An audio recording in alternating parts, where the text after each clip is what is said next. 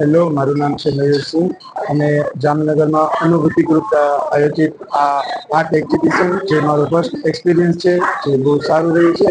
અને આ મારું કેનવાસ પર એક્રેલિક કલર દ્વારા પેઇન્ટિંગ કરવામાં આવ્યું છે હનુમાનજીનું, જેનો બહુ સારો રિસ્પોન્સ પણ મળી રહ્યો છે.